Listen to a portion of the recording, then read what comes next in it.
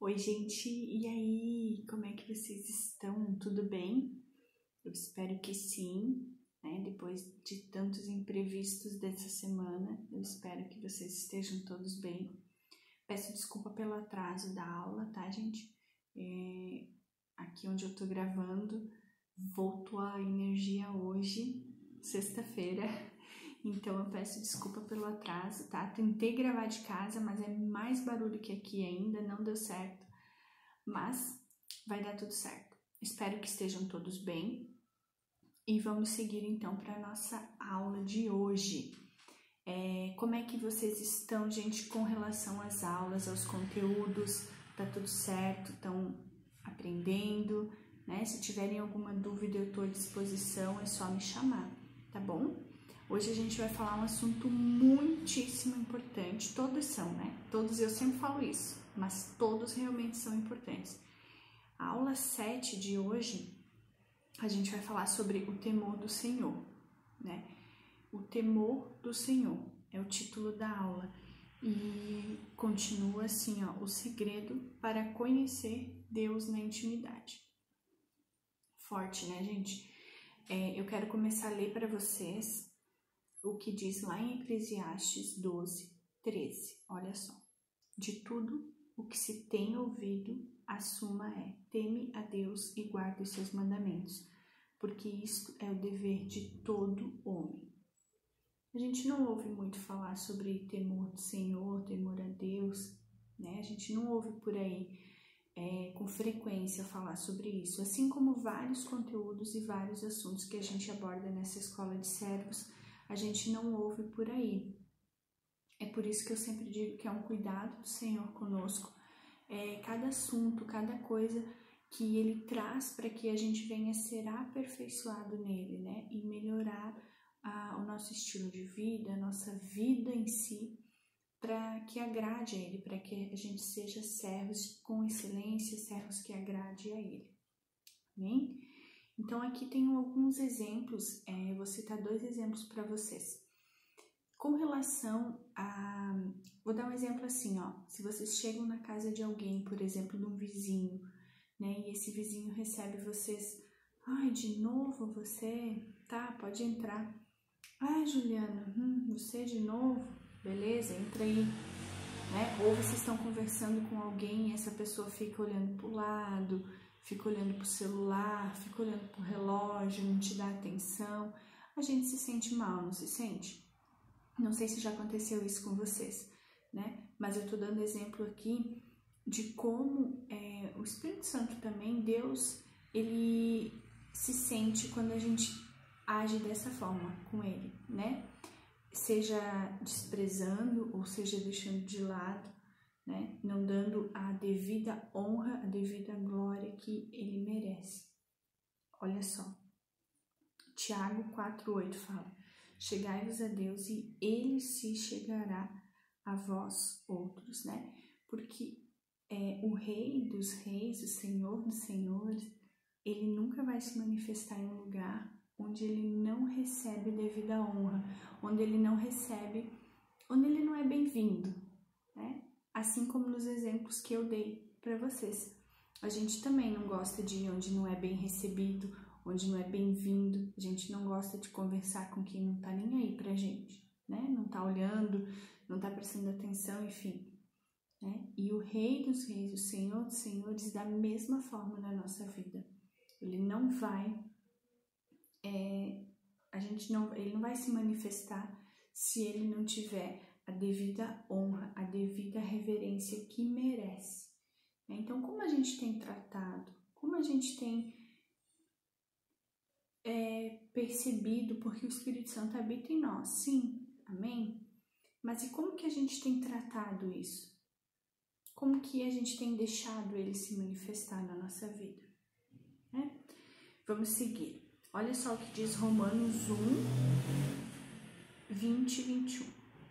Porque os atributos invisíveis de Deus, e assim o seu eterno poder, como também a sua própria divindade, claramente se reconhecem desde o princípio do mundo, sendo percebidos por meio das coisas que foram criadas.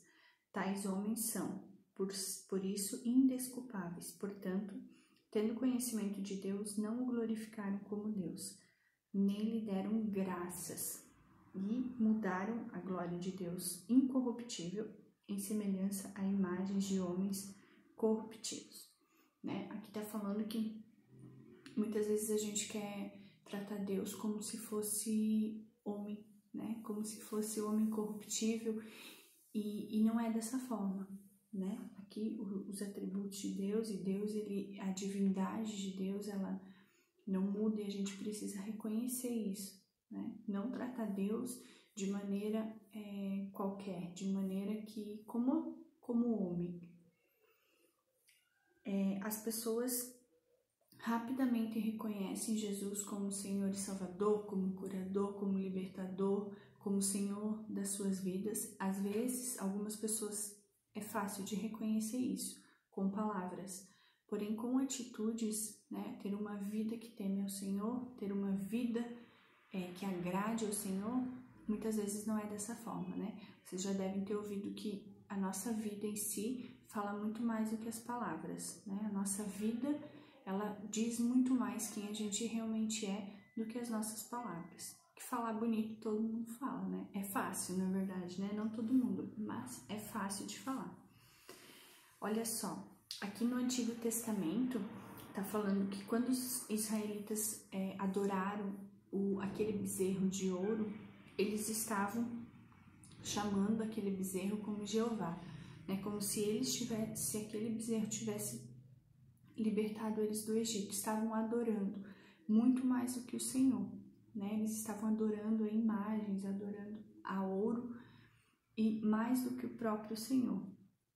Israel estava cercado por uma sociedade que adorava imagens e animais e imagens de ouro. E a igreja dos tempos modernos está cercada por uma cultura que adora o homem.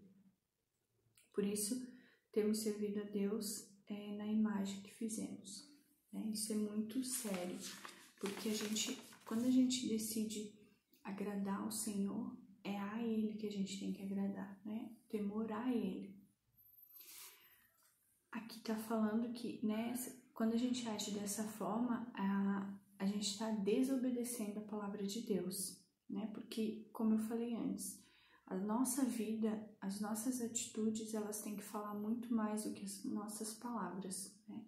Elas têm que falar mais do que as nossas palavras, porque a nossa vida em si, né, muitas vezes a gente não precisa nem falar nada. As pessoas que nos conhecem, as pessoas que convivem com a gente, veem a nossa vida, e através dela é que tem ou não vontade de conhecer a Jesus, de, né, ir para a igreja, enfim. É o modo que a gente vive. Olha só, a mídia aqui fala também com relação às autoridades. A gente já teve uma aula sobre isso, mas está falando sobre como as pessoas olham, criticam e falam de autoridades, né? A própria mídia. E complementando a outra aula que a gente falou sobre isso, olha só o que Deus fala sobre isso, com relação às pessoas criticarem, as pessoas falarem mal das autoridades. Aí você deve estar perguntando, tá, Ju, mas e se por acaso eu estou falando uma verdade, né? Se de fato essa autoridade é ruim, enfim, né? Se de fato eu tô falando uma verdade, tô falando mal de uma autoridade. Lá em Atos 23:5 fala assim, ó, Deus diz, né? Não falarás mal de uma autoridade do teu povo. Anotem isso, gente. Atos 23:5. Né? O próprio Deus, ele tá falando. A gente falou na aula passada que toda e qualquer autoridade foi instituída por Deus. Então, ainda que aos nossos olhos seja errado, ainda que aos nossos olhos essa autoridade não esteja de acordo com o que a gente acredita ou com os princípios de Deus, enfim, não podemos falar mal dessa autoridade, né? Não cabe a nós falar mal. O próprio Deus está falando isso, né, ali em Atos, que a gente não tem esse direito, não cabe a nós falar mal. Amém? Olha só, a graça distorcida, né? Paulo fez algumas previsões muito sérias sobre as situações do homem para descrever o tempo em que vivemos hoje. Olha só, lá em 2 Timóteo 3, do 1 ao 4, eu vou ler para vocês. Nos últimos dias haverá tempos muito difíceis, pois as pessoas amarão apenas a si mesmas e a seu dinheiro. Elas serão arrogantes e orgulhosas, zombando de Deus, desobedientes a seus pais e ingratas. Elas não considerarão nada sagrado, serão destituídas do amor e do perdão, difamarão os outros e não terão domínio próprio. Serão cruéis e não terão interesse no que é bom. Trairão seus amigos, serão irresponsáveis, enfatuadas pelo orgulho e amarão mais o prazer do que a Deus. Sério isso, né, gente? Ou não? A gente vive isso ou não? Já pararam para refletir, né? Tudo que Paulo está dizendo, tempos difíceis, onde o amor se esfriaria, onde as pessoas iriam pensar só em si mesmas, onde o orgulho, o ego, tudo iria estar mais em evidência na vida das pessoas. E a verdade que aqui Paulo continua falando que Paulo ele não está falando da sociedade, Paulo ele não está falando das pessoas lá fora, ele está falando da igreja, ele está falando das pessoas que se dizem acreditar no Senhor, que se dizem crer, que se dizem ser temente a Deus. Isso é muito sério. Olha só o que ele fala: eles agirão como se fossem religiosos, mas rejeitarão o poder que poderia torná-los semelhantes a Deus, né? Então, aqui as pessoas, as próprias pessoas que estão dentro da igreja, as próprias pessoas que se dizem cristãs, que se dizem crentes, é que estão agindo dessa forma. Paulo está falando dessas pessoas, porque se dizem conhecer, porque se dizem saber que Deus faz, que Deus pode, que Deus salvou, que Deus curou, que Deus libertou, mas não vive de acordo com o que fala, né? Não vive com esse temor a Deus por quem ele verdadeiramente é, não pelo que ele fez, mas por quem ele é. Então não adianta somente falar, né? Não adianta, porque as pessoas que estão lá fora, as pessoas do mundo, elas falarem ou não, tudo bem. Agora a gente que se diz cristão, que se diz crente, servos de Deus, agir dessa forma, é isso que Paulo está falando aqui e está dando esse exemplo, né? De maneira que as pessoas se comportando dessa forma não têm temor nenhum ao Senhor. Provérbios 23, 17 fala: no temor do Senhor perseverarás, serás zeloso e apaixonado todo o dia, todos os dias, né? No temor do Senhor. A gente serve, a gente busca a Deus não por aquilo que Ele fez ou por que Ele vai fazer, mas por quem Ele realmente é, por quem Ele verdadeiramente é. Não é por medo, né? É por amor, é por temor. A gente já falou numa aula sobre isso, que tudo que a gente faz para Ele, a gente precisa fazer com amor, por amor a Ele. Amém? Considerai, pois, a bondade e a severidade de Deus. Aqui está falando lá em Romanos 11, 22, né? Considerar que Ele nos amou primeiro, né? Quando a gente tem temor a Ele, a gente não vai querer fazer o mal, a gente não vai querer agir de maneira que desagrade a Ele. Existem muitos crentes e líderes dando desculpas para a desobediência, né? Essa desculpa de que o Deus, Ele conhece o meu coração, Ele quer que eu seja feliz, Ele sabe a real intenção do meu... Enfim, né? Desculpas. Existe muita gente usando desculpas para desagradar ao Senhor, usando desculpas para fazer o que lhe convém e deixando de lado os princípios ou aquilo que verdadeiramente agrada ao Senhor, né? Isso, viver dessa forma, é viver sem o temor de Deus, né? É desagradar a Deus, entristecer o Espírito Santo. A graça de Deus cobrirá isso, pois Ele me ama e entende que a vida é dura, né? Aqui é um exemplo. Ele quer que eu seja feliz, não importa o preço, certo? Não, gente, errado. Isso é pessoas que usam de desculpas, né? Porque muitas vezes A gente já falou sobre isso. Muitas vezes não vai ser a melhor, algo que a gente vai fazer de melhor, de mais prazeroso, enfim. Mas a gente tem que pensar, poxa, tá agradando o Senhor? Né? Tá agradando ao Senhor o que eu tô fazendo? Então, sem desculpas, porque uma vida assim é uma vida sem temor de Deus. Retenhamos a graça pela qual servamos a Deus de modo agradável, com reverência e santo temor. Tá lá em Hebreus 12, 28. Então, que a gente viva de maneira agradável, né? De maneira que agrade ao Senhor em tudo, em todas as nossas atitudes. Aqui fala sobre 2 exemplos de temor, né? Temor do homem e temor do Senhor. Existem muitas pessoas que temem mais o homem do que o próprio Deus. Temem muito mais o líder, o pastor, do que o próprio Deus. Né? O que é temer ao homem? É ficar alarmado, ansioso, impressionado, apavorado, né? Desconfiado. É temer ao homem a ponto de travar, não conseguir fazer nada, porque teme ao homem, sabe? Às vezes por medo de julgamento, às vezes enfim, tem várias situações, né? Mas teme muito mais o homem do que o próprio Deus. Temor do Senhor, o que é?